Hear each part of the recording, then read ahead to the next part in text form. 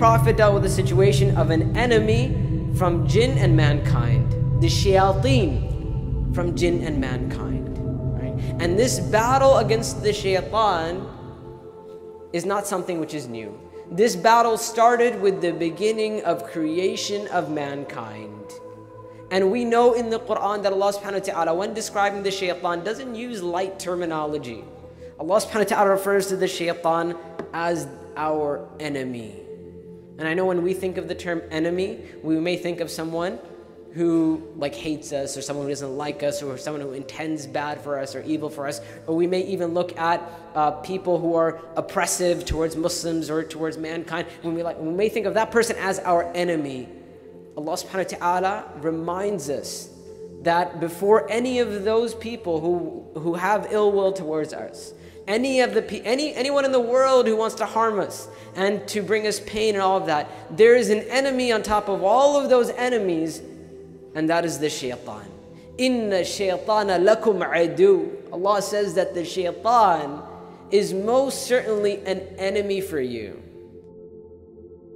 The problem for us, my brothers and sisters, is that many of us, we've read this ayah.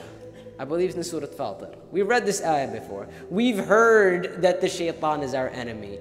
The problem is that, number one, we don't understand what it means to say that the shaytan is our enemy.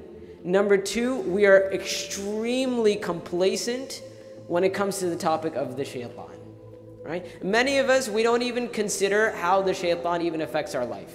We go through our lives, and often I say this to my class when we talk about the shaytan. I pose the question, when was the last time you woke up in the morning and you said to yourself, today I will take the shaytan as my enemy?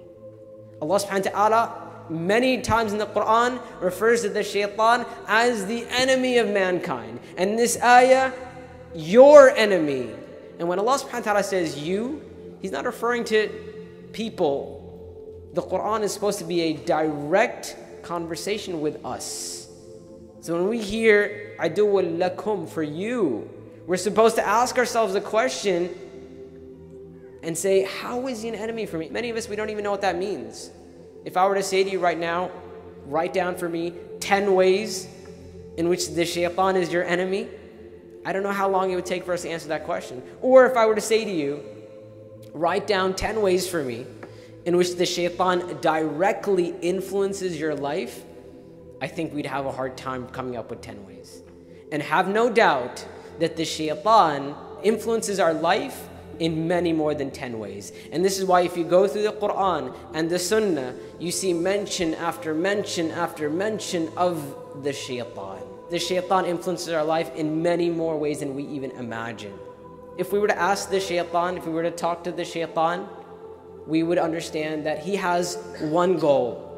His goal in life is to make sure that everyone in creation, all of the children of Adam, end up in the hellfire. He has vowed to send the children of Adam to the hellfire. And when we say the children of Adam, the children of Adam alayhi salam, it doesn't mean just Muslims. Every single person in creation. Have no doubt that the shaytan is actively working to send these people to the hellfire.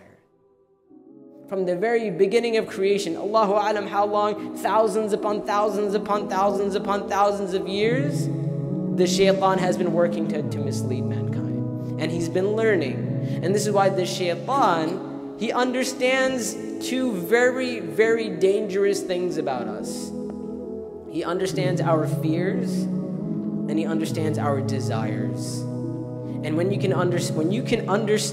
know somebody's fears and desires, that's a very powerful tool to control someone. And the shaytan has access to both. He's been learning and studying us for that very long time. And this is why if you look in the Quran, Allah subhanahu wa ta'ala actually tells us of conversations that took place between Allah and Iblis and the shaytan. Why are those conversations there?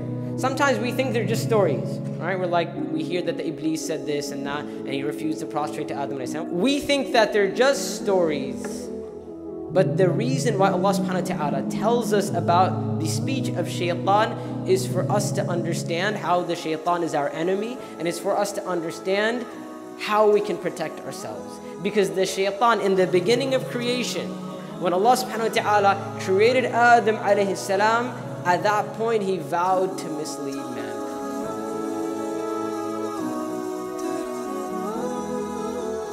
Oh.